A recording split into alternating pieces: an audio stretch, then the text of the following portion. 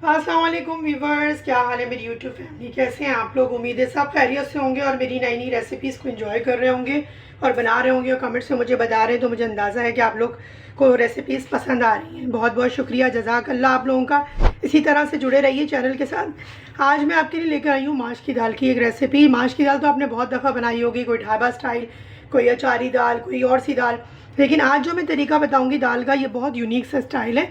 और जब मैंने इसको ट्राई किया तो बहुत ही दाल मज़े की बनी, सबको बहुत पसंद आई। तो मैंने सोचा अपने व्यूवर्स के साथ भी इस रेसिपी को मैं शेयर करूं और अपनी यूट्यूब फैमिली में भी के जो लोग हैं उनकी जो लिस्ट है उसमें मैं एक नई डिश का इजाफा करूं।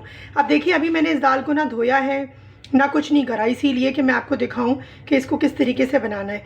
ये सिंपल सी मैंने 1 कप दाल ली है और इसको मैं करूँगी ड्राई रोस्ट, ठीक है ना।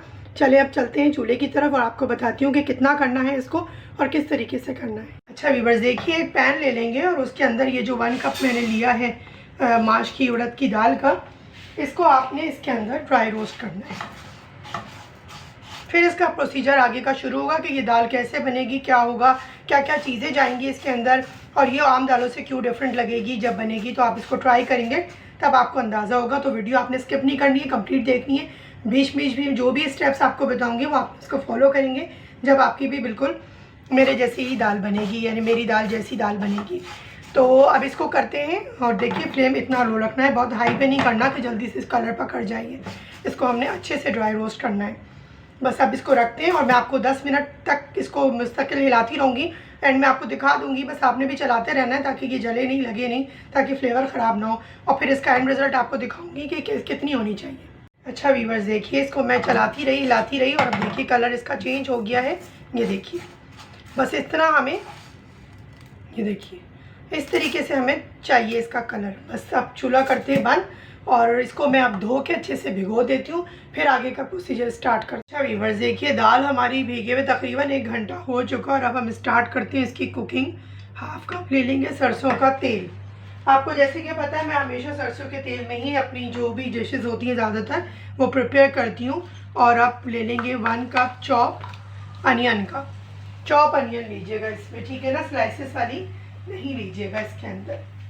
अच्छा, अब इसमें आपने कुछ नहीं करना, ना कोई प्याज को लाल करना है, जो ना कोई बहुत ज़्यादा गुलाबी करना है। बस तेल डाल के हमने प्याज इसके अंदर डाल दी है।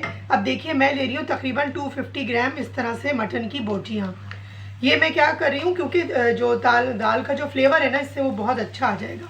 और थोड़ी चिकनी वाली लीजिएगा जिसमें थोड़ा चिकनाई लगी होती है जिस गोश्त में, वो वाला लेंगे तो ज़्यादा अच्छा है। चिकन मत यूज़ कीजिएगा, ये माश की दाल के साथ बहुत मज़े का जाएगा ये।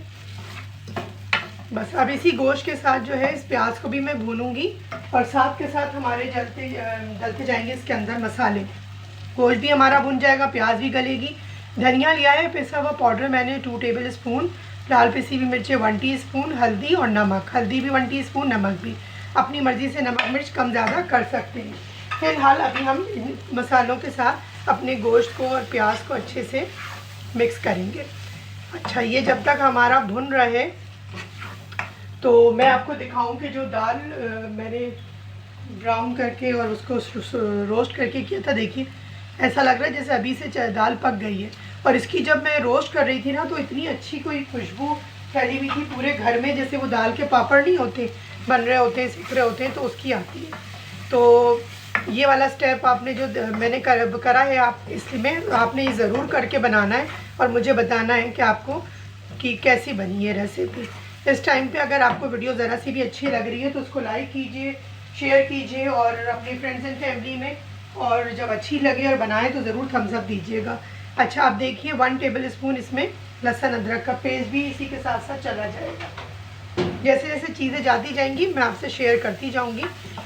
ये देखिए अब ये प्याज भी माशाल्लाह से इसमें मिक्स हो रही है, घुल रही है और गोश्त भी हमारा अच्छे से भुन रहा है। और देखिए थोड़ा थोड़ा सा ऑयल ऊपर आना शुरू हो गया है।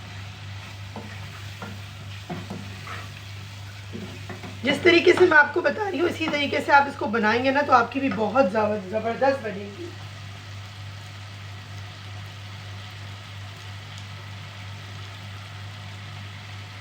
अच्छा, अब देखिए तेल ऊपर आना शुरू हो गया। कोई ज़्यादा भुना भाना कुछ नहीं किया हमने, गोश्त का कलर भी थोड़ा सा चेंज हो गया। अब देखिए दाल को क्या करेंगे, इसके साथ ही डाल देंगे। क्योंकि दाल इसमें हमें घुली हुई चाहिए, बहुत ज़्यादा ना खड़ी हो ना बहुत ज़्यादा घुली हुई हो। ठीक है, बस अब इसको देखिए, दाल को मैंने इसके अंदर डाल दिया और अब बिल्कुल लो फ्लेम के ऊपर दम पे ये गोश्त भी इसी में ही गलेगा, बहुत जल्दी गल जाएगा क्योंकि मैंने बोनलेस लिया है और उसकी छोटी बोटियाँ बनाई हैं उसकी, बहुत ही ना आधा किलो 1 पाव तक आप लीजिएगा, बहुत ज़्यादा नहीं कीजिएगा। मेरा मशवरा ये है कि 1 पाव ही लीजिएगा, क्योंकि हमें गोश्त का ज़्यादा नहीं करना, हमें दाल और गोश्त का बराबर का जो है वो रेशो रखना है कि फ्लेवर में, क्वांटिटी में नहीं फ्लेवर में। ठीक है ना, फ्लेवर में ज़्यादा अगर गोश्त होगा तो फिर सिर्फ गोश्त का फ्लेवर आएगा, दाल और गोश्त का कॉम्बिनेशन का फ्लेवर आना चाहिए। चलिए जी, ये ज़रा सा इसमें एक उबाल आ जाए फिर इसको जो है वो कुक करने के लिए रख। देखिए जनाब, ये जो है हमारी दाल कुक होनी शुरू हो गई। ठीक है, अब क्या करेंगे, इस टाइम पे ये 1 कप चॉप टमाटर इसके अंदर डाल देंगे साथ के साथ। आपने देखा कितना आसान और क्विक तरीके से मैं आपको बता रही हूँ, लेकिन जब आप इसको एंजॉय करेंगे ना तो फिर आप कहेंगे कि क्या बिरयानी, क्या चीज़ इसके आके छोड़ दी जाए, कौरमा वगैरह जो भी आप लोगों को पसंद है। लेकिन ये इतनी कोई मज़ेदार बनती है गोश्त के साथ, जो ये इसका दाल का लोच आएगा ना वो। अब हमें इसको कुछ भूनने की ज़रूरत नहीं है, सिंपल सा इसके अंदर डालेंगे 1 कप पानी, जिसमें ये गोश्त भी हमारी और दाल भी अच्छे से गल जाएगी। बस ये देखिए, अब मैं आपसे मिलती हूँ इसको तकरीबन हाफ एन आवर देने के बाद, ताकि ये दोनों चीज़ें गल जाएं अच्छे से। अच्छा व्यूअर्स, देखिए माशाल्लाह से ये हल्की आंच पे कुक हो रहा है, हो गया। और अब देखिए इसका माशाल्लाह से दाल भी गल चुकी है और जो हमारा गोश्त हमने इसके अंदर डाला था ये भी मैं देखें चेक कर रहा हूँ आपको, ये भी अच्छे से गल चुका है बिल्कुल माशाल्लाह से, बहुत ज़बरदस्त रेडी हुआ है। अब जो लोग मेरी तरह ऑयल कॉन्शियस नहीं है वो लोग इसके ऊपर ना करें, अगर चाहते हैं तो फिर बघार दे दें, अगर तेल वगैरह आप लोगों को ऊपर चाहिए होता है। अब मैं इसमें डालूंगी ऊपर से ½ टीस्पून पिसा हुआ गरम मसाला, जो कि मेरा स्पेशल होता है, और ये डालेंगे थोड़ा सा गार्निश के लिए हरा धनिया, बाकी डिश आउट करते हुए भी डाल देंगे। ज़बरदस्त सी हमारी जो है ये तैयार है, बहुत शानदार सी खुशबू आ रही है, बहुत डिफरेंट है। आपने चने की दाल, गोश्त और बहुत सारे गोश्त से मिला के चीज़ें बनाई होंगी, आप मेरे कहने पे इसको बनाइएगा और फिर आप बताइएगा कि कैसा आप लोगों का बना। बस दाल हमें देखें, दाल भी थोड़ी मोटी मोटी भी है, थोड़ी घुली हुई भी है, बस इतनी हमें रखनी है। बस ये जी हमारे तैयार हो गया है, फर्स्ट क्लास। अब इसको सर्व करते हैं। व्यूअर्स देखिए, अब इसको सर्व करेंगे, थोड़ा सा और हरा धनिया इसके ऊपर डाल दूंगी। आप चाहे इस टाइम पे बघार करें इस पर, चाहे ना करें, क्योंकि हम पहले ऑयल डाल चुके हैं इसके अंदर। अब मैं आपको इसको टेस्ट करके दिखाती हूँ, अभी बहुत गर्म है ये। बहुत ज़बरदस्त, बहुत यूनिक टेस्ट है इसका, बहुत एक्यूरेट।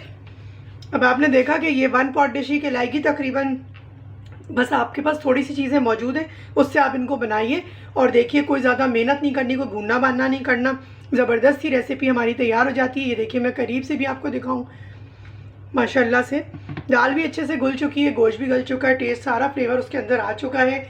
मिलती हूँ इंशाल्लाह ताला आपसे फिर किसी नई रेसिपी में, किसी नए इंग्रेडिएंट, किसी नई हर्ब को लेके। अपना और अपने अतराफ़ के लोगों का ख्याल रखिए, खुश रहिए, खुश रहने दीजिए और अपने अतराफ़ में बांटते रहिए खाने को, ताकि सवाब भी मिले आपको और आपके घर की बरकतें भी बढ़े। मुझे इजाज़त दीजिए, अल्लाह हाफिज़।